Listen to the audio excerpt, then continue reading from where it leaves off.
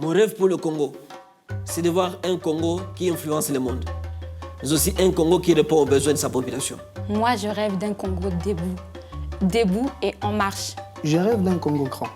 Je suis un capital important pour l'émergence de mon pays. Des talents être exploités et donner ce qu'ils doivent pour un Congo meilleur. Ici, nous sommes à l'Université libre de Pays de Grand Lac. Aujourd'hui, il a été un rendez-vous très formidable. Nous avons pensé que ce serait bon de réunir les jeunes pour qu'ensemble nous parlions, nous disions quels sont nos points forts, nos points faibles, où est-ce que nous nous rencontrons et comment on peut avoir un front commun, parce que le dénominateur commun, c'est la RDC et le changement et le développement.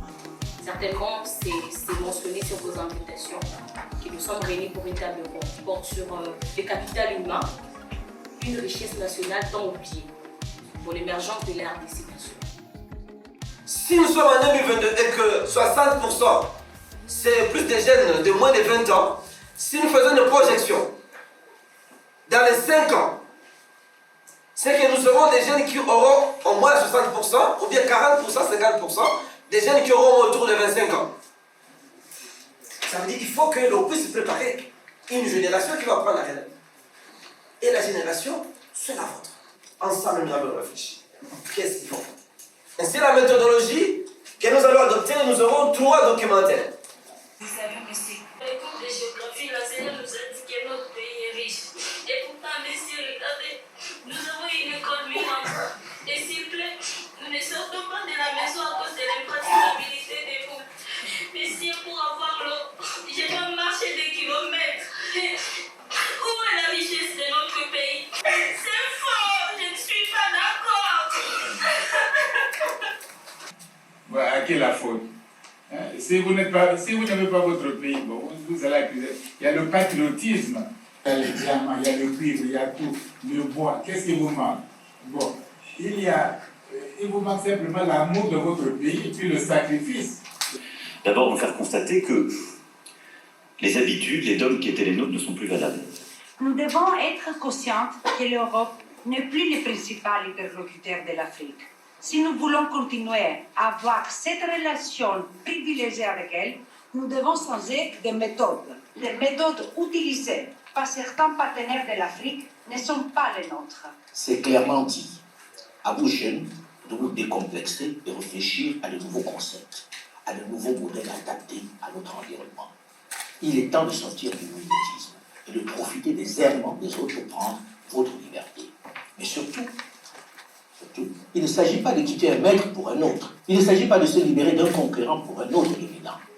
Vous en êtes capable.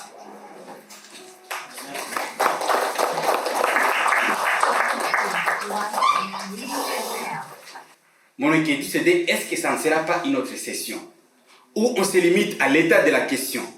Voici la situation. On peint les tableaux tel qu'il est. On peint l'idéal tel qu'on veut. Et après, on donne des recommandations, mais pas d'engagement.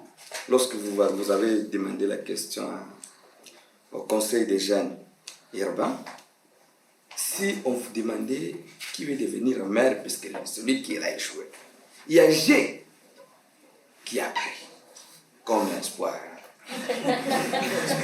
Et cette mentalité, pour moi, c'est ce qui me fait beaucoup réfléchir. Pourquoi chaque fois, lorsqu'on veut chercher un cadre qui veut faire quelque chose pour ce pays, il y a un qui se présente toujours. Pourquoi ne pas vouloir montrer que tel mérite? Et c'est comme ça que un de nous a dit, non, vous avez fait quelle école pour faire ce que vous voulez faire? Il dit, autodaxie. Ah, autodaxie, oui, c'est très bien parce qu'il y avait G. Et les G là, ils devons gagner. À ce que je sache, on a un problème, c'est inné dans nos têtes peut-être depuis l'enfance. Je peux donner l'exemple de terre à terre. Où on vous dit, et par après, c'est lui qui va choisir en premier. Est-ce qu'il va choisir, ce sera le plus grand morceau? Parce que dès la base, on apprend à se satisfaire soi-même avant de voir l'intérêt des autres. Il y a quelqu'un qui a parlé du mot autodidacte et tout le monde a rigolé. Mais est-ce que l'école a pris le temps d'apprendre des autodidactes? Mon argumentation autour de l'allocution du président de la France, Macron, j'ai retenu un mot. Quand il a parlé de la Chine, il a parlé de l'Inde. Mais non, il dit qu'ils viennent perturber notre ordre mondial. Donc, en amont, c'est comme s'il y a des gens qui se sont mis sur une table, ils ont établi une façon de penser. Maintenant, il y a d'autres qui sortent de cette marge, qui perturbent. Mais par là, il faut maintenant analyser. Qu'est-ce que ces États ont pu faire pour sortir de l'ancien ordre mondial établi par les anciennes métropoles? En premier, c'est la rivalorisation de ces capitales humaines dont nous parlons aujourd'hui. On est ici. Il est 16h20. Ça veut dire qu'il n'y a plus à douter de cette prise de conscience. Ce qui est déjà une très très bonne chose. Deuxième élément, il a été souligné qu'il y a nécessité d'un engagement. Il faut comprendre un engagement, que vous avez souligné. Les actions doivent être envisagées pour prendre un engagement. On ne peut pas s'engager sans savoir qu'est-ce qu'on doit réellement faire. Il faut monter les actions. Troisièmement, il faut une programmation. Les timings. Si nous voulons réaliser 1, 2, 3, c'est dans combien de temps? Quatrièmement, ou troisièmement pour nous, quatrièmement, c'est de définir les thématiques. Et ça a été donc très enrichissant parce que les uns et les autres ont eu l'occasion en fait de se parler et de se donner quelques leçons, des orientations pour le développement de ce pays. C'était vraiment formidable. C'est un bon début pour créer ces cadres qui réunira, pas seulement aujourd'hui, mais même dans le temps, la plupart de ces potentiels pour leur forger, pour leur motiver à avoir un repère commun. Et ces repères-là, c'est d'un Congo grand, à travers les potentiels que nous régorgeons.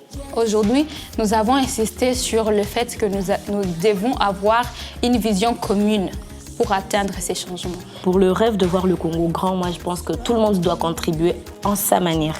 Et moi, ma manière de contribuer, je sais que j'ai un talent en slam. Alors je me dis, je vais utiliser ça pour dire ce que je porte à cœur parce que je sais que quand je vais le dire, ça ne va pas rester inaperçu. Ça doit susciter quelque chose pour pousser à des actions. À force de nous répéter qu'on est riche, on a fini par quoi? En croisant nos bras et en posant nos pieds sur des mines de pauvreté. Oublions que pauvreté ne rime pas avec liberté. Liberté qui demeure cauchemar pendant que nos mentalités restent bel et bien enchaînées et colonisées. Nous sommes les sujets de tout le verdict qui se conjugue ici. Soit nous faisons l'histoire, soit c'est elle qui nous fait. Je vous remercie.